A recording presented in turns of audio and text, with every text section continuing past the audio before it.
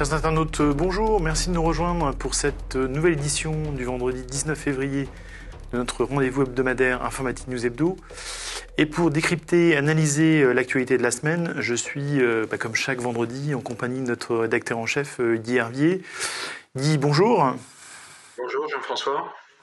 Alors Guy, au sommaire de cette émission, cette semaine, on commence par un sujet, j'ose pas dire récurrent, mais en tout cas classique même désormais, le cloud PC, avec l'initiative d'une start-up qui s'appelle tout simplement Shells, qui propose donc, si j'ai bien compris, de simplement d'avoir votre PC sous version Windows ou une autre distribution Linux dans son navigateur, hein, c'est ça ? C'est exactement ça. Donc, resituons déjà le contexte. On a beaucoup parlé, comme vous le disiez, du phénomène des cloud PC, où on appelait ça auparavant desktop as a service. Il y a eu le phénomène des Chromebooks. On a vu que l'année dernière, ça représentait 10% des ventes de PC, donc ça devient maintenant significatif. On est dans l'attente de Windows 10 X, qui donnera la même possibilité sur des PC Windows. Alors, pas tout à fait Windows, mais presque, on va dire. Et là, donc, ça veut dire que ce mouvement suscite un certain nombre de motivations et d'ambitions chez de nouveaux acteurs. Et là, c'est une start-up qui s'appelle Shells, donc outre-Atlantique, qui a été en ligne il y a seulement un trimestre. Donc c'est tout nouveau et qui propose en fait sous la forme d'une machine virtuelle que vous placez dans votre navigateur, de faire tourner soit le système d'exploitation Windows 10 ou alors la distribution de Linux de votre choix et donc d'avoir accès aux applications qui tournent dans l'un ou dans l'autre de ces environnements.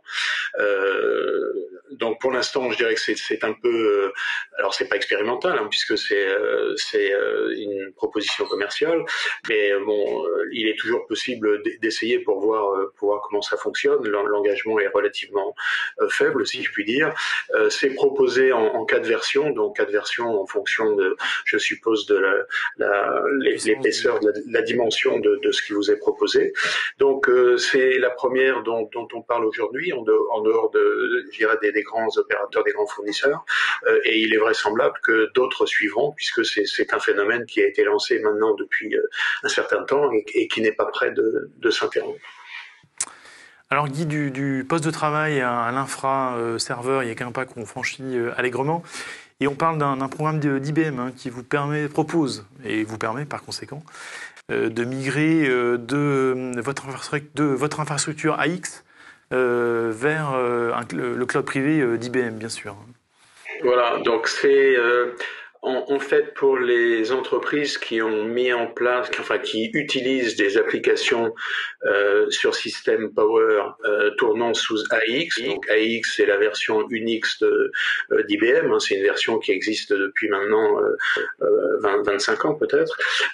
Et donc le programme s'appelle PPC, donc Power Pack Cloud, qui vous donne la possibilité de migrer vos applications sur un système hyper convergé, donc qui fonctionnera également sous cloud, mais avec une architecture HCI, donc hyper convergée, et qui fonctionnera donc en mode cloud, soit en mode cloud privé, soit, je dirais, dans votre data center, soit éventuellement d'une autre manière, géré par IBM sous forme de cloud privé. Donc c'est une proposition qui a été faite par de nombreux acteurs, hein. La plupart des grands fournisseurs de serveurs, HPE, Dell, Lenovo, proposent, et évidemment j'en ai oublié un qui est important puisqu'il était quand même à l'origine de ce mouvement, c'est Nutanix. Donc c'est un mouvement, là encore une lame de fond. Le dénominateur commun avec le sujet précédent c'est le cloud. Là en l'occurrence c'est le cloud privé, et donc vous allez pouvoir migrer vos applications dans des environnements. Alors on a bien compris maintenant que la pièce maîtresse d'IBM c'est Red Hat, et donc là en l'occurrence bien sûr ce système hyper convergé il va fonctionner sous le Linux de Red Hat, et puis avec OpenShift, donc c'est Kubernetes géré dans ce système là. Donc c'est une tendance là pareil qui est assez généralisée. Et ce qui est intéressant aussi, c'est que évidemment on peut se dire oui, mais c'est encore une migration, ça va être compliqué et tout. Et a priori, dans la proposition de valeur que fait IBM, il dit évidemment après ça demande à être vérifié sur place, mais il dit que cette migration se fera. On parlait auparavant de quelques semaines, et là, ce sera en quelques heures. Donc c'est une migration qui se fera tout en douceur. Je dirais pour un certain nombre de gens qui réfléchissaient à la possibilité de migrer en environnement de cloud privé.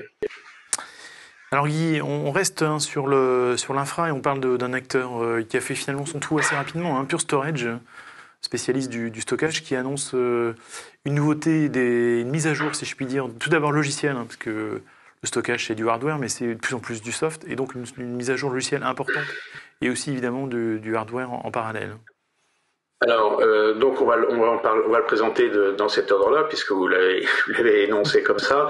Donc effectivement, sur le plan logiciel, c'est une nouvelle version de leur logiciel qui s'appelle Purity et qui apporte un certain nombre de nouvelles fonctionnalités, mais on va juste s'arrêter sur une seule, puisque au final, c'est un sujet dont on parle beaucoup en ce moment. Évidemment, c'est la cybersécurité.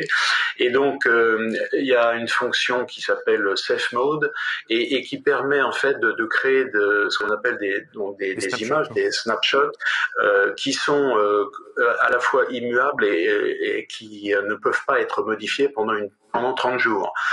Et pour arriver à accéder à cette snapshot, il faut combiner ensemble plusieurs comptes administrateurs. Donc ça devient assez compliqué pour pouvoir le faire. Donc évidemment ça tombe bien parce que en ce moment la cybersécurité c'est vraiment le sujet dont on parle beaucoup. Donc c'est le premier point. Et alors le deuxième point sur le plan hardware, puisque Pure Storage aussi c'est un spécialiste du stockage, donc, le hardware. Donc là, on rappelle rapidement, ils ont eu 3 offres. L'offre de stockage primaire, donc c'est /X. L'offre de stockage secondaire, c'est /C. Donc ils appellent ça capacitif. Donc ça veut dire en fait c'est de très grande capacité. Et puis les NAS Blade. Alors en fonction des stockages primaires, c'est du stockage soit fichier, soit bloc. Les NAS, c'est fichier ou objet. Et là, la nouvelle annonce, c'est en fait le stockage secondaire, c'est la 3e génération qui est proposée, avec la nouveauté qui est qu'elle sera tout en flash SSD. Donc ça veut dire que on voit bien, là encore, c'est un mouvement qui a commencé il y a un petit moment, de l'évolution vers le tout SSD. Il y avait il y a encore des systèmes hybrides Panache qui combinent du stockage magnétique, enfin traditionnel, avec du stockage SSD. Et donc là, on voit bien que Pure Storage fait un pas supplémentaire en proposant cette baisse secondaire en tout SSD, sachant que dans le primaire, ça avait déjà été fait depuis un certain temps. Et pour vous donner un ordre de grandeur, pour vous montrer les possibilités du SSD aujourd'hui, dans l'équivalent d'un volume de disque 3 pouces et demi, vous pouvez mettre l'équivalent de 50 Tera en SSD. Donc vous voyez que quand vous en empilez un certain nombre, ça vous donne des possibilités de stockage qui sont très importantes. Donc deux annonces intéressantes chez Pure Storage, ce qui est intéressant de mentionner. Très bien. Alors Guy, on parlait de cybersécurité à l'instant.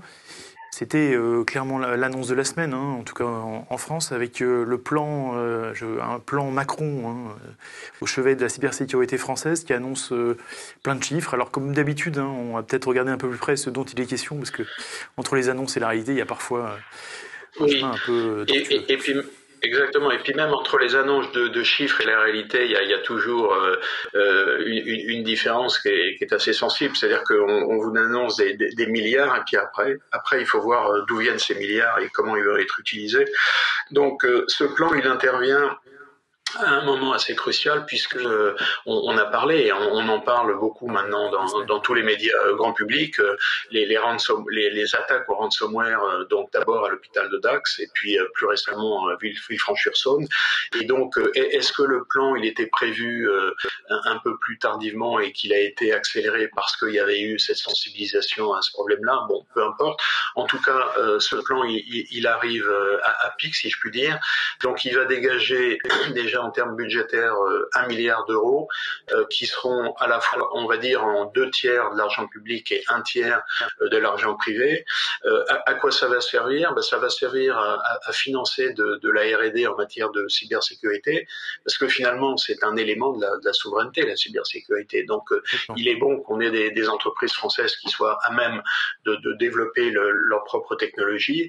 Ça va permettre de soutenir, je dirais, nos startups. Et déjà des entreprises qui sont au-delà de la start-up en France, spécialisées en cybersécurité et qui sont, je dirais, de bon niveau. Ça va permettre de lancer une série de cybercampus. Donc le premier sera à la Défense et normalement il devrait y en avoir. Voilà, il devrait y en avoir d'autres qui seront sur le territoire français, mais en tout cas le premier arrive.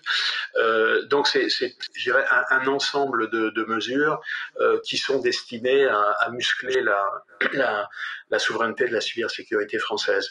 Alors pour vous donner juste un chiffre, pour montrer, je dirais, l'étendue des dégâts, en termes de ransomware, alors évidemment, on en a beaucoup parlé. Les hôpitaux sont en ce moment en première ligne parce que ils sont tellement sollicités par ailleurs que peut-être que la gestion de leur système informatique vient un peu en second plan. Et puis évidemment, si vous prenez je sais pas moi, le cas de l'hôpital de Dax, si vous êtes aux urgences et vous n'avez plus accès à aucune information, évidemment, ça pose le problème de savoir comment vous fonctionnez. L'année dernière, on dénombre 27 hôpitaux qui ont été attaqués en ransomware, donc ça veut dire un toutes les 2 semaines à peu près. Et là, on est parti cette année à 1 par semaine. Donc vous voyez qu'il y a une accélération dans le nombre d'attaques, et puis après il y a une accélération aussi dans les demandes de rançon. Donc c'est un phénomène, je dirais, très inquiétant sur lequel il faut se pencher de manière assez radicale, si je puis dire. Et donc ce plan, alors est-ce qu'il va changer les choses du jour au lendemain? Non, certainement pas. C'est un long processus, mais je dirais qu'on a déjà quelques briques de base. Il y avait la mise en place de l'ANSSI, qui est une agence maintenant qui a quand même, je dirais, des capacités importantes de techniciens. On a des entreprises, des grandes entreprises françaises qui ont des départements sécurité significatifs.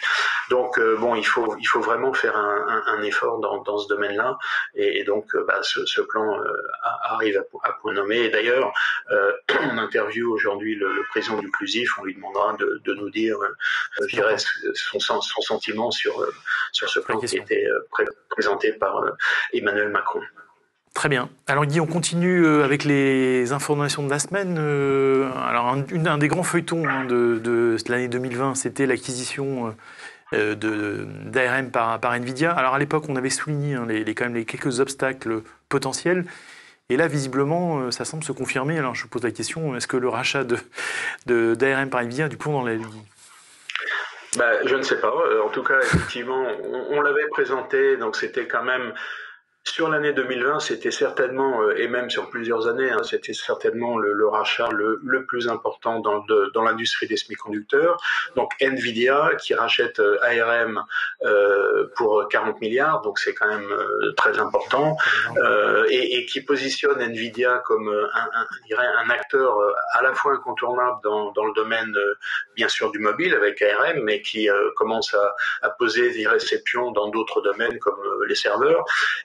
Et donc, évidemment, pour les concurrents, c'est quelque chose qui est un peu inquiétant, d'autant que ARM a un modèle assez particulier, en fait, avec la possibilité pour des concurrents d'accéder aux architectures ARM et ensuite de faire fabriquer les microprocesseurs par des fondeurs. Et évidemment, ce rachat donne à NVIDIA une position un peu particulière, on va dire un peu juge et parti. Et donc, il y a un certain nombre d'acteurs. Il y a Qualcomm, il y a Google, il y a Huawei qui ont, j'irais, lancé des recours. Et bien sûr, alors on ne sait pas ce qu'ils vont donner, hein, mais en tout cas, les recours ont été lancés auprès des autorités qui vont donner le feu vert pour cette acquisition. Est-ce qu'elle ira jusqu'au bout? Effectivement, vous posiez la question au début, on n'est pas plus avancé, mais en tout cas, la question est posée de manière un peu plus importante. Ce qui est assez frappant, si je puis dire, si on prend le cas de Google, par exemple, c'est assez étonnant de voir Google qui pose un recours sur une fusion pour finalement une position un peu monopolistique de Nvidia, alors que si on prend le cas de Google, on voit bien que on pourrait dire que Quant, par exemple, pourrait poser un recours sur la position de Google, la position monopolistique de Google, mais enfin ça c'est une autre affaire. Très bien. Alors il dit le dossier de la semaine. Alors c'est un sujet qui parfois irrite les DSI, en l'occurrence le low-code, puisque c'est l'idée que le code est évidemment accessible à tout le monde, ou plus prosaïquement dans les métiers, par exemple, pour prendre le cas des entreprises, avec clairement ça bouge sur ce secteur. Alors une start-up européenne qui s'appelle OutSystem, qui a levé 150 millions de dollars, et j'allais dire le dernier témoignage de ce mouvement, mais bon, clairement il y a une tendance autour du low-code qu'on ne connaissait pas les années précédentes. Oui, tout à fait. Donc, c'est à la fois le no-code et le low-code. Ça dépend finalement de la sophistication de la codification que vous utilisez. Et ce phénomène-là, il n'est pas nouveau. En fait, si on se reporte très loin en arrière, à partir du moment où vous commenciez à développer des macros sur Excel, vous faisiez un peu du low-code. Donc, je dirais que c'est pas nouveau. Ça s'est développé. Après, il y a eu les outils de RAD, il y a eu les outils de BPM. Je dirais que tout ça a été rendu possible avec l'apparition des interfaces graphiques, par opposition où en gros les développeurs, là où les développeurs doivent aligner des lignes de code, ces interfaces graphiques permettaient de faire des combinaisons de modules et donc de faire pas de la codification, mais en gros de développer des applications sans faire de codification. Donc c'est, comme vous le disiez, il y a un élément important, c'est la start-up qui n'est plus tout à fait une start-up parce qu'elle a été créée en 2001 au Portugal, donc elle a levé 150 millions de dollars. Donc effectivement, c'est quelque chose de significatif, donc qui montre l'importance de ce mouvement. Et d'ailleurs, évidemment, les paris sont de savoir quand est-ce que, qui mettra la main sur OutSystem. Mais on en parle aussi parce qu'il y a eu deux études qui viennent d'être publiées, l'une par KPMG et l'autre par Gartner, qui montrent clairement que il y a un développement extrêmement rapide dans les entreprises. Et si on prend par exemple le cas du Gartner, en gros ils disent qu'en 2024, 2 applications sur 3 en entreprise seront développées en no-code, low-code. Donc comme vous le disiez au départ, évidemment ça pose des problèmes de relation entre la DSI et les métiers pensant qu'avec le low-code, ils peuvent voler de leurs propres ailes et développer leurs applications, et la DSI qui veut malgré tout garder la main sur l'ensemble du processus, parce qu'il y a évidemment toutes les comment dire les règles à respecter dans le développement des applications, et puis aussi le problème de la sécurité. Donc on n'aura pas de la maintenance de ces applications. Voilà, exactement, parce que bien sûr, si on prend par exemple le RAD, donc ça veut dire qu'on développe rapidement des applications qu'il faut éviter qu'elles deviennent des applications jetables. Il faut des applications qui soient pérennes dans le temps. Alors ça peut être je dirais des applications pour des motivations un peu opportunistes, dans le sens où c'est des applications dont on aurait besoin à un moment donné et dont on n'a pas besoin de s'assurer de la pérennité. Mais c'est pas l'objectif prioritaire. Donc c'est clairement un mouvement là encore important dont on n'a pas fini d'entendre parler et en fait ce que ça montre, c'est que finalement, bien sûr, il serait peut-être préférable que toutes les applications soient développées dans les règles de l'art avec les outils traditionnels, mais en fait ça montre que finalement d'un côté il y a la possibilité de développer ces applications sans manipuler de code et donc s'il y a les possibilités, on va les utiliser. Et puis de l'autre, le fait que les développeurs, le besoin en application est tel que le nombre de développeurs est insuffisant, donc il faut bien pallier à ce manque. Donc je dirais que si on combine tout ça, il est clair que le développement de ce type d'application va continuer à croître dans les années à venir. Très bien. Alors Guy, pour la semaine à venir, vous avez retenu comme événement les mardis du club IE ou EA, je ne sais pas comment on dit. Alors c'est Urba EA, oui, c'est ça. Urba EA, sur le cloud, tout simplement. Exactement. Donc, premier rendez-vous virtuel de ce club. En gros, exactement. Donc c'est pas un club nouveau. Hein. Le club Urba, il a été créé en 2000 par des grands comptes et donc ils réfléchissent à tout ce qui est architecture d'entreprise, architecture au sens je dirais technologique, mais un peu au-delà, c'est-à-dire en gros ce que ça implique en termes de fonctionnement et d'organisation de l'entreprise. Et donc là, si vous avez raté je dirais les premiers chapitres sur le cloud, c'est l'occasion de vous rattraper, de tout savoir sur le cloud, je dirais à la fois en termes techniques et puis à la fois en termes d'usage et des problématiques que ça pose. Donc c'est le 9 mars prochain, évidemment en distanciel, tout l'après-midi. Donc si vous avez envie d'en savoir un peu plus sur le cloud, je vous conseille de vous inscrire à cette webconférence. Très bien. Et Guy, on conclut par notre traditionnel coup de cœur, coup de gueule. Cette fois-ci, c'est clairement un coup de gueule.